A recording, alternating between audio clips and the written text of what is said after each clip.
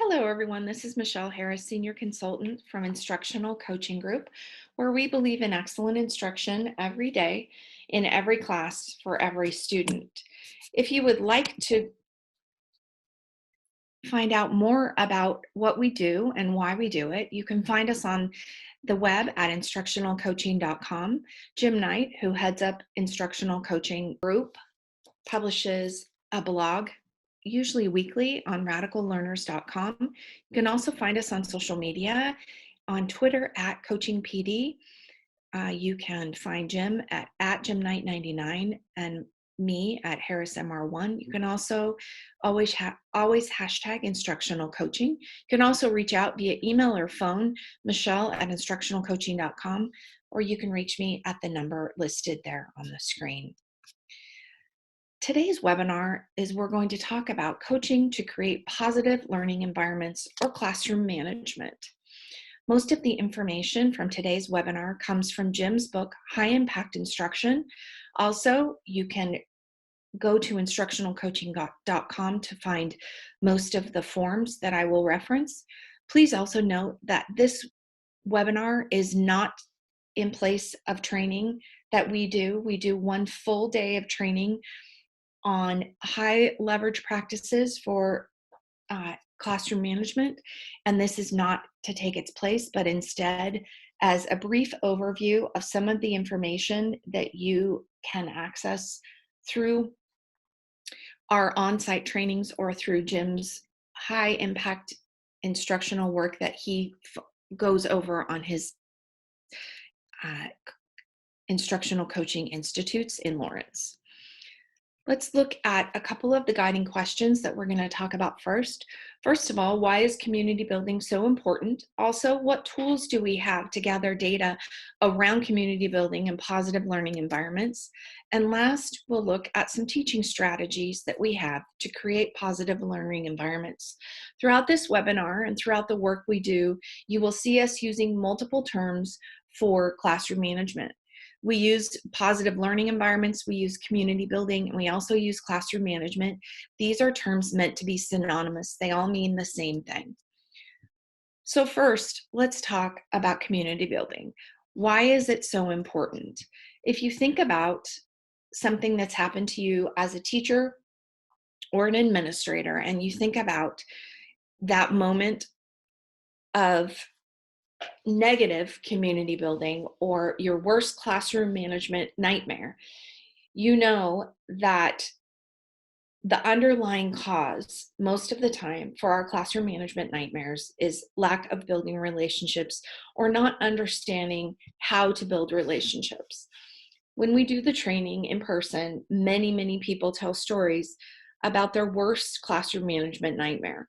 Oftentimes, what they realize and what we realize as we tell our own stories is that the lack of relationship built is usually the underlying cause. We know through the work of John Gottman, who is a researcher, an author, and a counselor out of the University of Washington, that complex, fulfilling relationships don't suddenly appear in our lives fully formed. And they truly develop one encounter at a time. When we think about classroom management or building a positive learning environment for students, we know that this is how we build relationships with students as well. Let's watch Rita Pearson in this TED Talk talk about the importance of relationships in schools.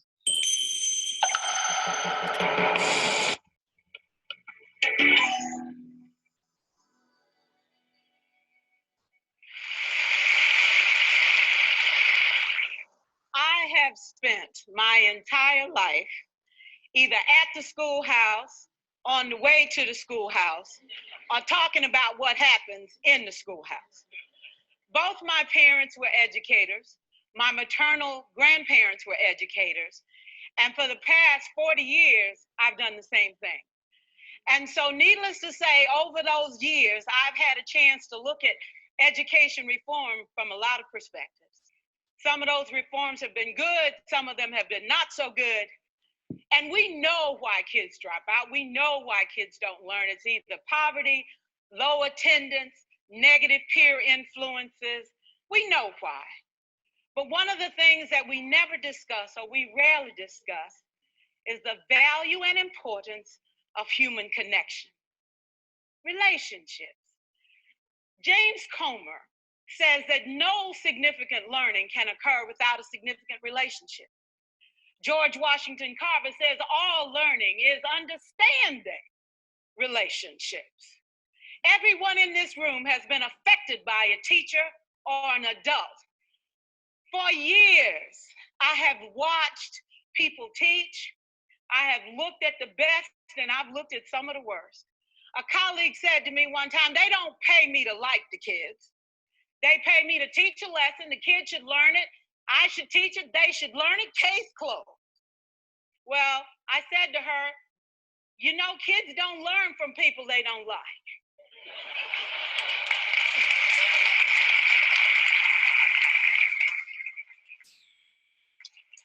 She said, that's just a bunch of hooey. And I said to her, well, your year is going to be long and arduous, dear.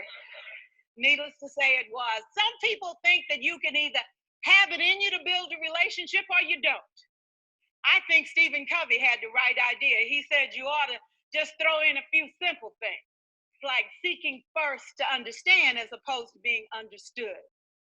Simple things like apologize. You ever thought about that? Tell a kid you're sorry, they're in shock. I taught a lesson once on ratios. I'm not real good with math, but I was working on it. And I got back and looked at that teacher edition. I taught the whole lesson wrong. So I came back to class the next day and I said, look, guys, I need to apologize. I taught the whole lesson wrong. I'm so sorry. They said, that's okay, Miss Pearson. You were so excited. We just let you go.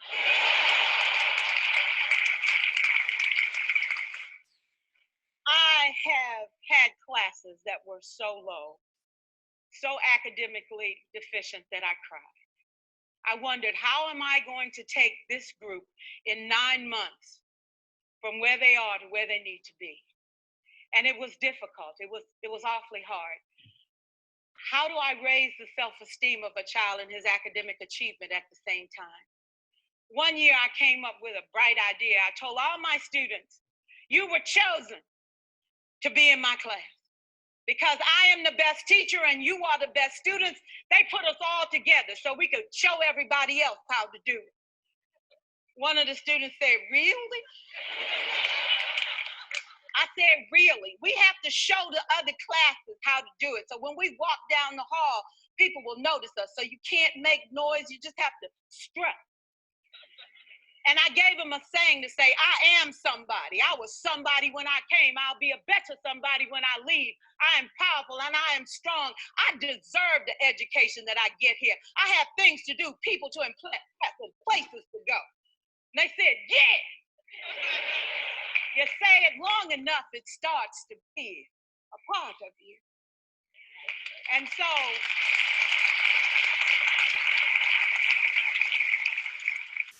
I gave a quiz, 20 questions.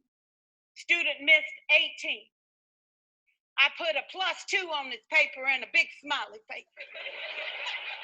He said, Miss Pearson, is this an F? I said, yes. He said, then why'd you put a smiley face? I said, because you on the roll. You got 2 right, you didn't miss them all. I said, and when we review this, won't you do better? He said, yes, ma'am, I can do better. You see, -18 sucks all the life out of you. +2 said, I ain't all bad.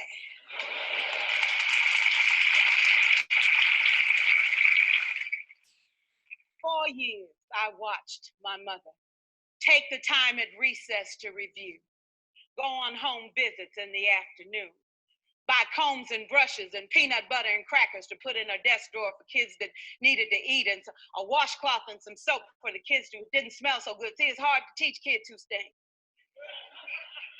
And kids can be cruel.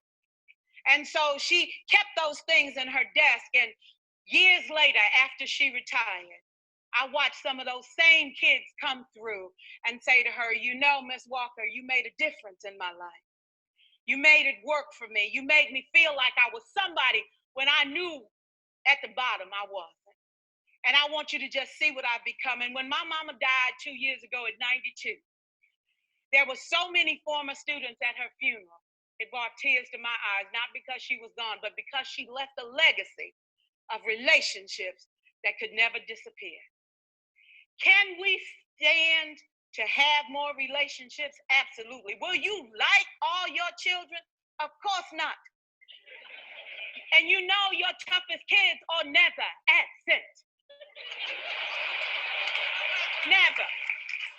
You won't like them all, and the tough ones show up for a reason. It's the connection, it's the relationships. And while you won't like them all, the key is they can never, ever know. So teachers become great actors and great actresses, and we come to work when we don't feel like it, and we listen to policy that doesn't make sense, and we teach anyway. We teach anyway because that's what we do. Teaching and learning should bring joy. How powerful would our world be if we had kids who were not afraid to take risks, who were not afraid to think, and who had a champion? Every child deserves a champion, an adult who will never give up on them, who understands the power of connection and insists that they become the best that they can possibly be. Is this job tough? You betcha. Oh God, you betcha. But it is not impossible. We can do this. We're educators. We're born to make a difference. Thank you so much.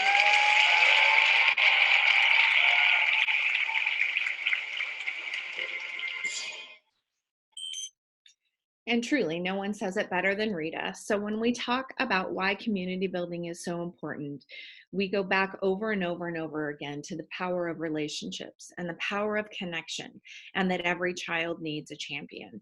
So let's talk next about the kinds of tools that we have to gather data around positive learning environments or classroom data. When we look at data gathering, we want to look at both qualitative and quantitative data for different reasons. First of all, qualitative data shows us specifically with numbers who's doing what. Quantitative data also tells us about how kids are feeling as far as safety and joy and love for the classroom. So let's look first at time on task. Time on task is probably one of the easiest data collections that as a coach you can do.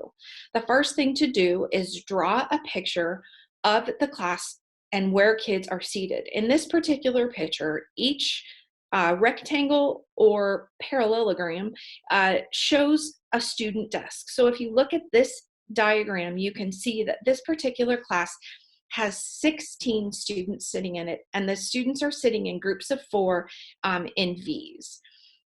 The easiest way to do this is determine how often you are going to collect time on task data. In this case, it's every 10 minutes. This was a 4th grade classroom. With younger kids, this is a little bit more challenging, but think about a time where they're going to be sitting for more than 2 or 3 minutes at a time. And then set a timer on your phone.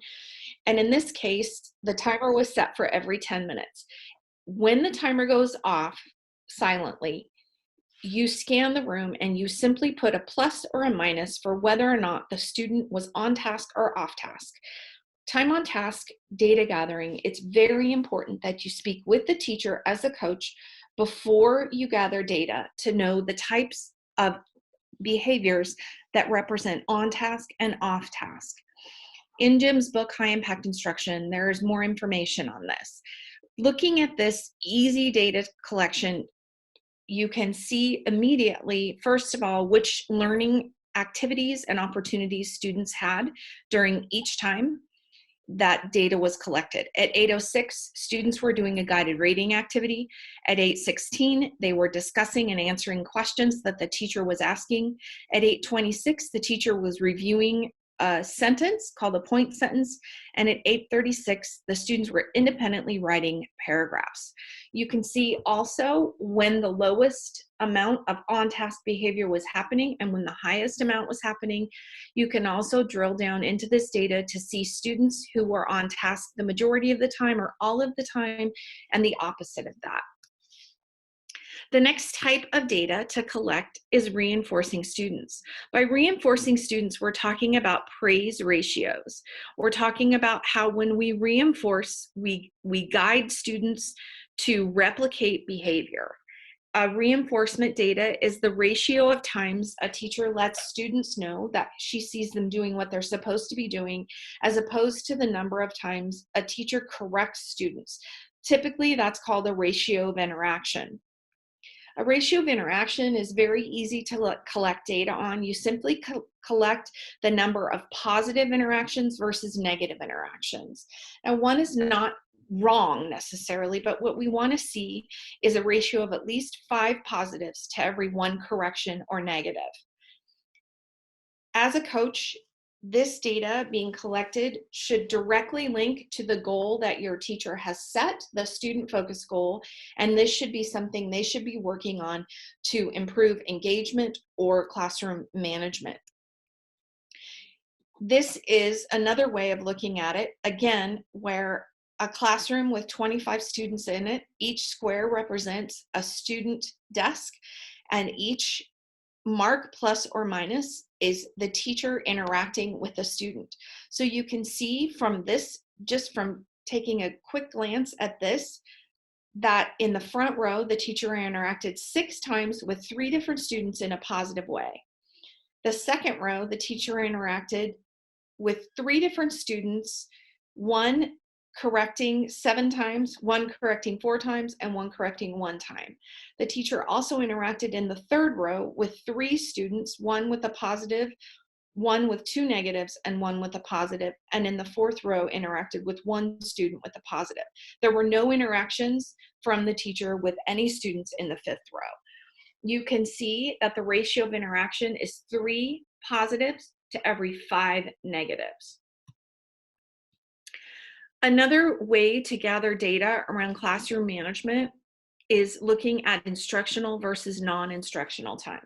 In Jim's book, High Impact Instruction, there is a thorough explanation of what we mean by this, but typically you take a chunk of time and you determine what's happening during instructional time and non-instructional time, typically 20 minutes or so, and then you see the ratio of instructional versus non-instructional time. Another great way to notice whether students are being corrected consistently is to take a consistent corrections chart. Basically, what this does is you, as the coach and the teacher, sit down and talk about the corrections that need to be made, and you talk about the top 3 corrections that you're making. And then as the coach, you come in and you write down the correction, whether the teacher observed that behavior and whether or not it was corrected. Therefore, you have the observed behavior, how often the teacher is noticing the corrections that need to be made and how often they're actually correcting them. Again, a more thorough explanation of this can be found in Jim's book, High Impact Instruction, and this stems directly from Randy Sprick's book, Coaching Classroom Management. Here's another way to look at it. In this classroom, you have approximately 24 students sitting in a U-shaped formation. If you look at disruptions, you can see that the students who disrupted are being noted on the squares, and each square represents a student. In this case, 1, 2, 3, 4, 5, 6, 7, 8 students made disruptions. The majority of the disruptions were made by the student in the bottom left-hand corner, and that was 4. This student made 3. And from 8:06 to 8:36, in 30 minutes, there were a total of 15 disruptions. This shows another way of collecting data, which is opportunities to respond. In this case, the teacher at 8:06 is asking questions and finished at 8:36. In those 30 minutes, there were 26 responses, and you can see which students responded and how many times. There were opportunities to respond a little less than 1 per minute, but only 9 of 20 students responded. Again, if you're looking at classroom management, or if your teacher has set a classroom management goal, oftentimes classroom management comes down to behavioral engagement, and also the pace of the lessons being taught, and also how many students have a chance to respond. If questions are being thrown out one at a time and the teacher is only calling on one student at a time, oftentimes other students will disrupt. There are more tools for gathering data around positive learning environments in Jim's book, High Impact Instruction, and also on our website. Linked to that book, you can find forms that are in PDF that are downloadable that you can use. Instructionalcoaching.com is the website again. Now let's look at some teaching strategies that any teacher can use and coaches can coach teachers using to create a more positive learning environment. The first strategy is something we call create a learner-friendly culture. Edgar Schein tells us that he believes that the only thing of real importance that leaders do is to create and manage culture. Edgar Schein says if you don't manage culture, it manages you. And this might be happening to the extent that you don't even realize it's happening. Let's watch this video from long ago, candid camera times, where this happens. The gentleman in the elevator now is a candid star. These folks who are entering, the man with the white shirt, the lady with the trench coat, and subsequently one other member of our staff will face the rear. And you'll see how this man in the trench coat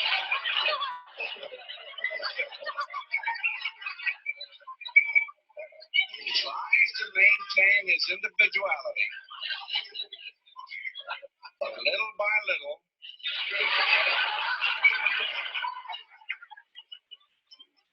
he looks at his watch, but he's really making an excuse for turning just a little bit more to the wall. Now we'll try it once again. Here's the candid subject. Here comes the candid camera staff, 3 of them at least. And this man has apparently been in groups.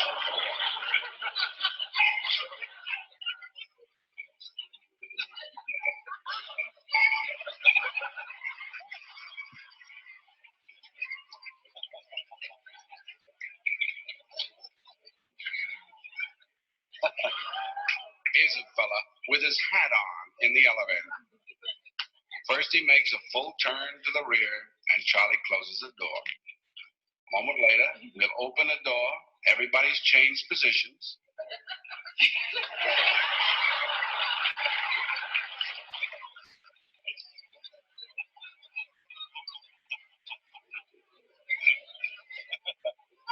Now we'll see if we can use group pressure for some good. Now, in a moment, on Charlie's signal, everybody turns forward. Notice they take off their hats. And now, do you think we could reverse the procedure? Watch.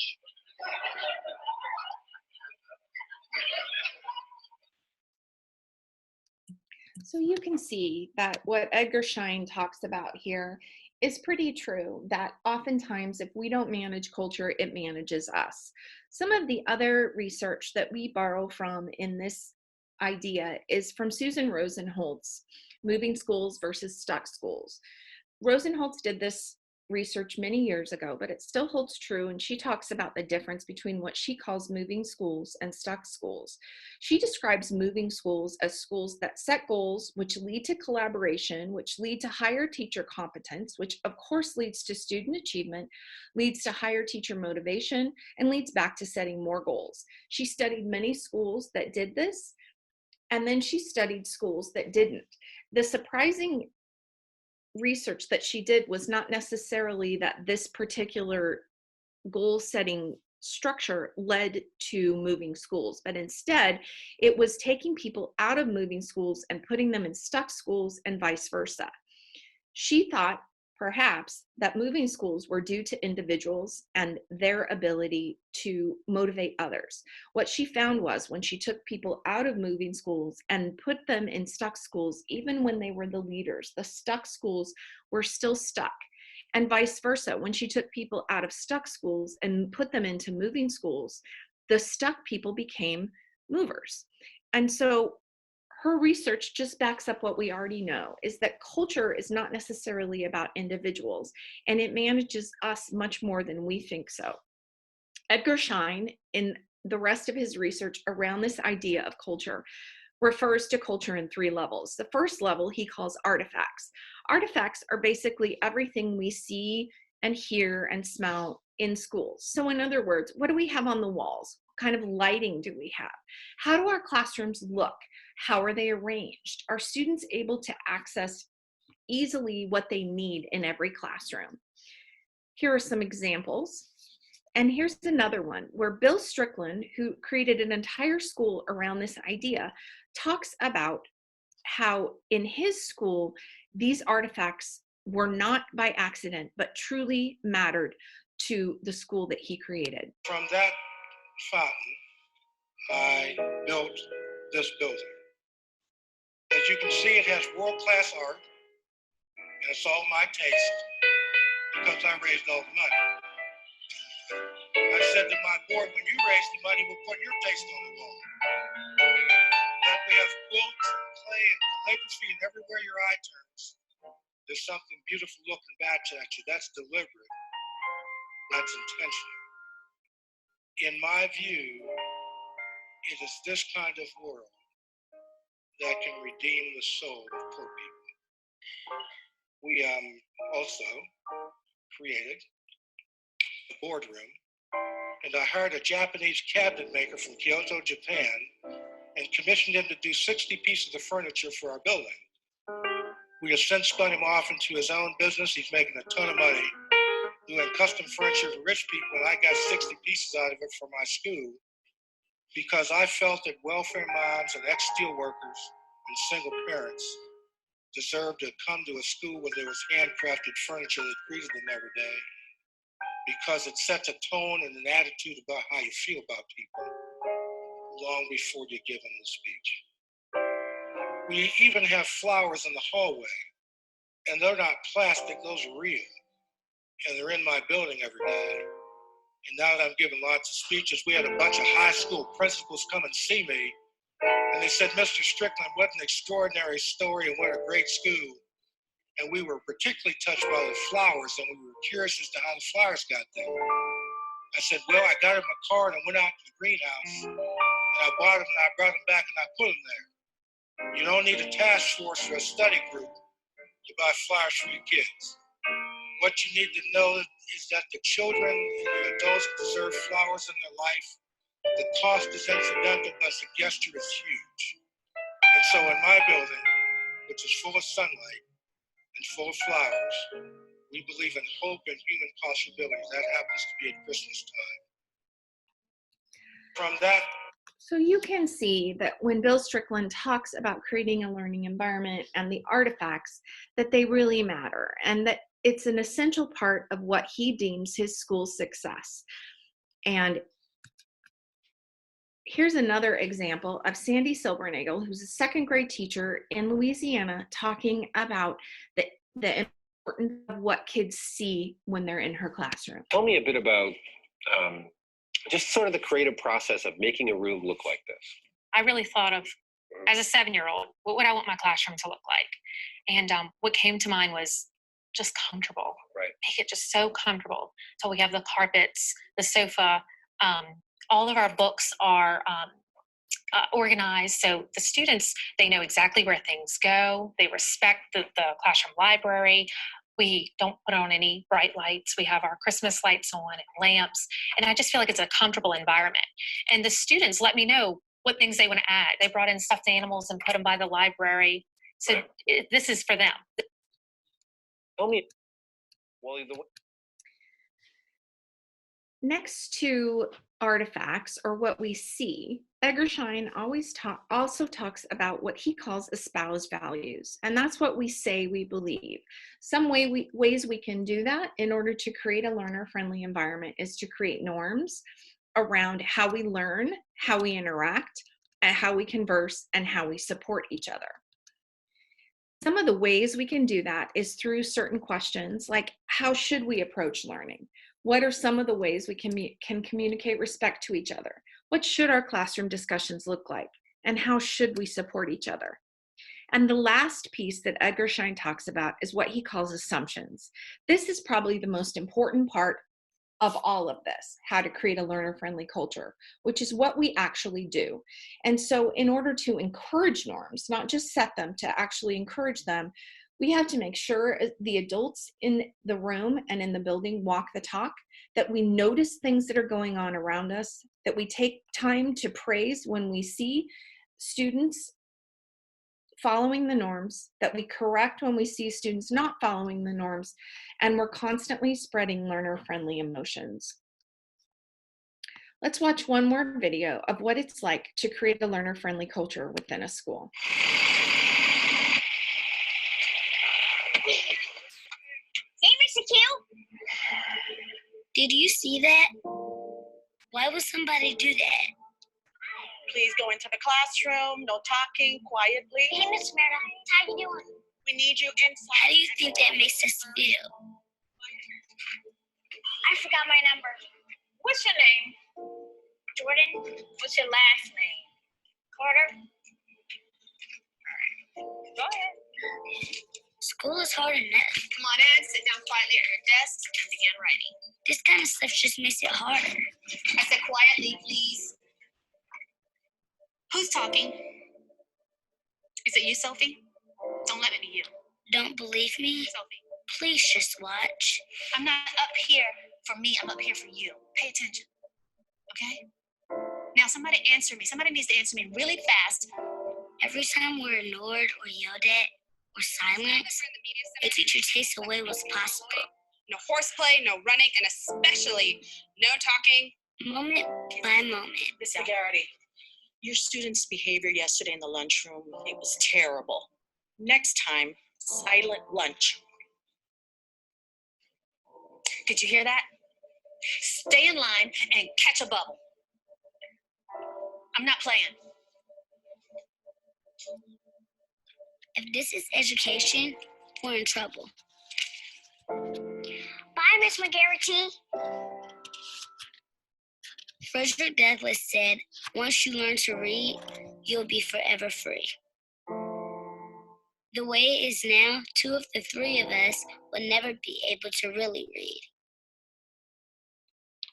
It doesn't have to be this way. Hey, Jordan, how you doing? Good. Everyone we meet throughout our day can make a difference. I've been waiting for you to arrive. All the difference. Good, how are you?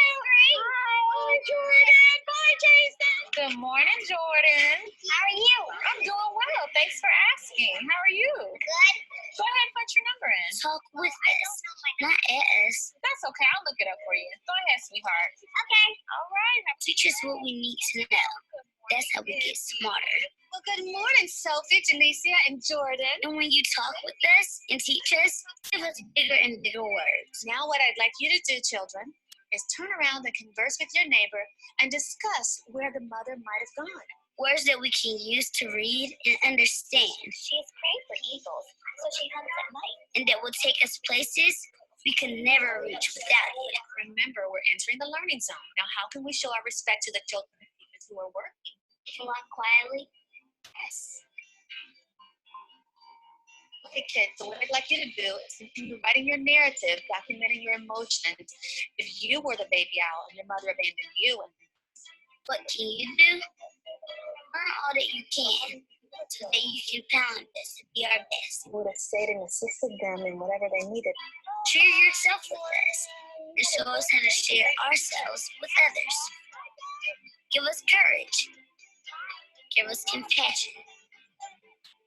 Put us on our own voices so we can become who we are meant to be.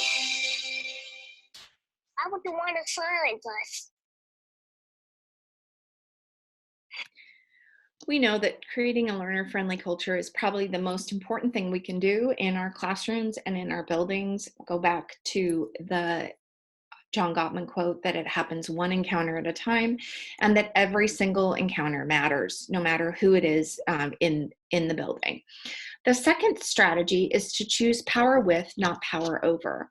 We know that everyone can stand adversity, but if you really want to test people's character, give them some power.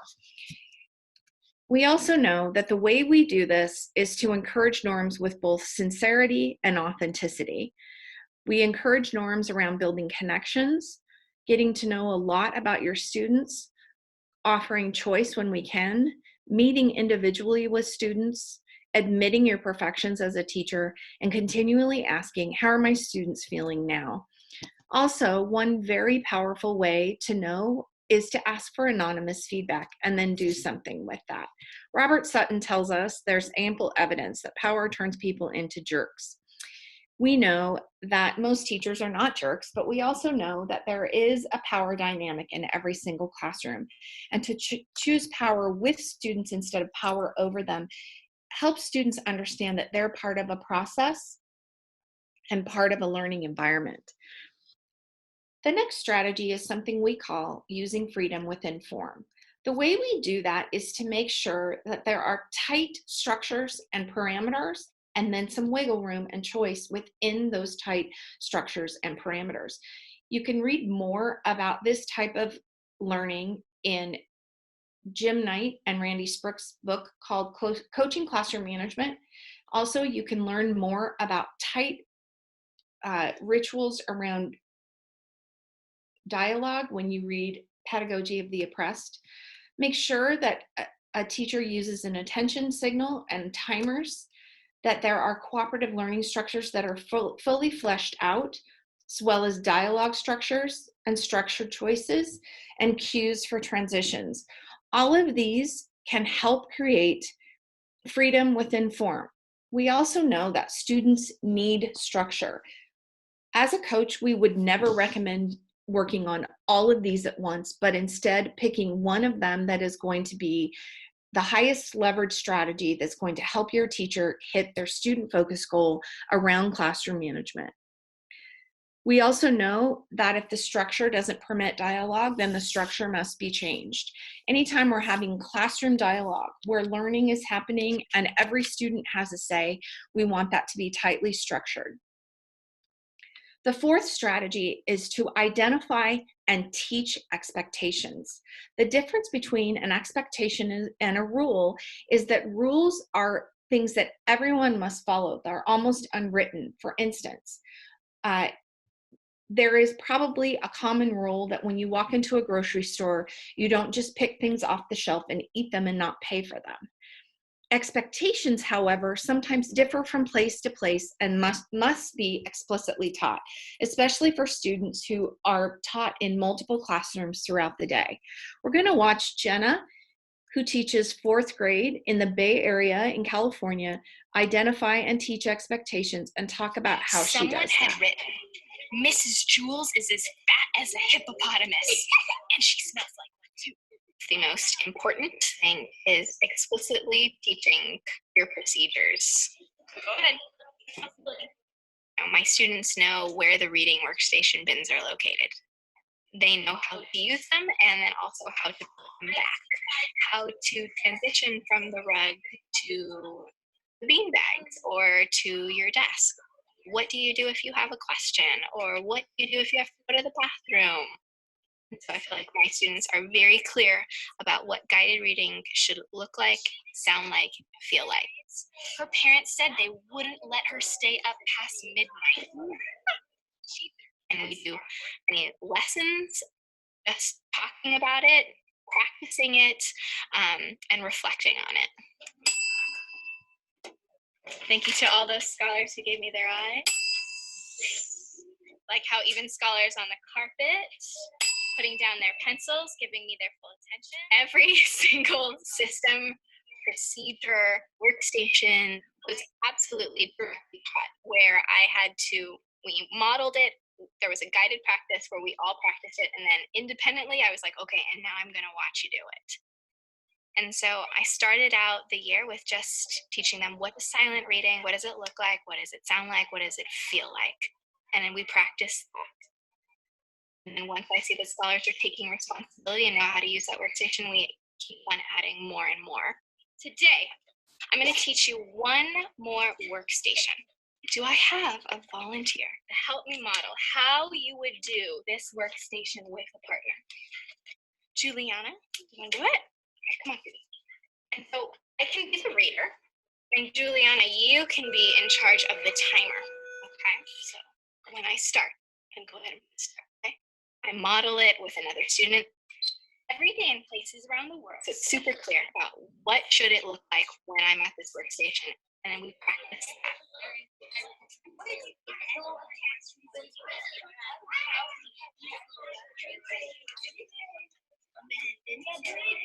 And I did not start meeting with guided reading groups until all the students could prove to me that they could work independently. That 1 hour of time without me. And once they were able to demonstrate to me that, okay, we're able to rotate to these different workstations, then I was like, okay, now we're ready. Now I can finally begin pulling groups. A lot of times when we identify and teach expectations, we need some sort of structure. Jim Knight's structure is what he calls ATM, act, talk, move. In other words, we identify and teach for each learning activity what students do when what they have to do to complete it, how they talk to each other and their voice levels, and if and when and how they move. Another great structure out there by Randy Sprick is called CHAMPS. This is a little bit more detailed, but is very, very useful when it comes to having a structure to being positive around classroom management. It's important that we don't just identify and teach expectations, but we reinforce them as well. This little video shows the importance of reinforcing and how it can lead to great success. Okay, come on, step down, Bubba. Find it.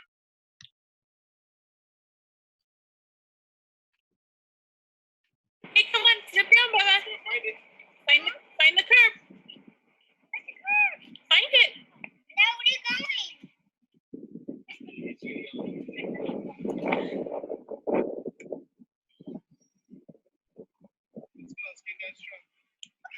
You got it. You got it. You can do it.